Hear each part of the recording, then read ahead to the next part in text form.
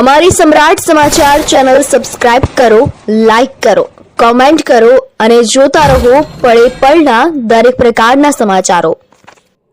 Bhavnagar Somnath national highway પર તળાજા નજીકના વિસ્તારમાં એક ગાયને અજાણ્યા વાહન અડફેટે અકસ્માત નડતા તેનું ઘટના સ્થળે જ મૃત્યુ થયું હતું।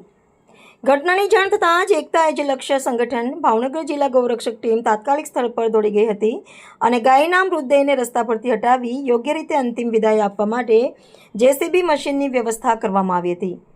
પીપરલા ગામના જયેશભાઈ દ્વારા નિસ્વાર્થ ભાવથી જેસીબી મશીનની સેવા પૂરી પાડવામાં આવી હતી। તેમની સહાયથી ગૌમાતાને વિધિવત સમાધિ આપવામાં આવી હતી। એકતા એજ લક્ષ્ય સંગઠનની ગૌરક્ષક ટીમે જણાવ્યું હતું કે ગૌ સેવા અને ગૌ સંરક્ષણ માટે તેઓ સતત કાર્યરત છે અને આવી કોઈ પણ ઘટના અંગે જાણ થતાં તાત્કાલિક સ્થળ પર પહોંચી જરૂરી કામગીરી કરે છે। જય શ્રી રામ, જય ગૌ માતા।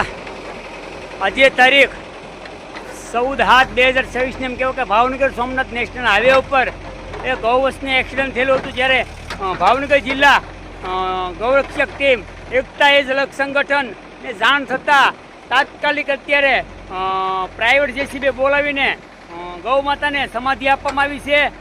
અને અહીંયા અમારી સાથે ભાવનગર જિલ્લા સહસંયોજક જયતુભાઈ આહિર તેમજ કિશોરભાઈ તેમજ રામદેવસિંહ પરમારનો ફોન આવતા તાત્કાલિક અમે જેસીબી બોલાવીને તાત્કાલિક અમે ઘટના સ્થળે આવી ગયા છે। અમારી સાથે ભાવનગર સોમનાથ નેશનલ હાઈવે પર કોઈ પણ જગ્યાએ અકસ્માત થાય તો ભવાની હોટલ અમારી ગૌ એમ્બ્યુલન્સ પડી છે, ત્યાં અમારા રામદેવસિંહ પરમાર ગમે ત્યારે ફોન કરો એમ કહેવાય કે ગામના બપ્પાસરા ગામના સરપંચ છે અને ગમે ત્યારે ગૌ માતા સેવાનો કેસ આવ્યો હોય ને તો રામદેવજી પોતે ગૌ એમ્બ્યુલન્સ લઈને સેવા કરીએ છીએ।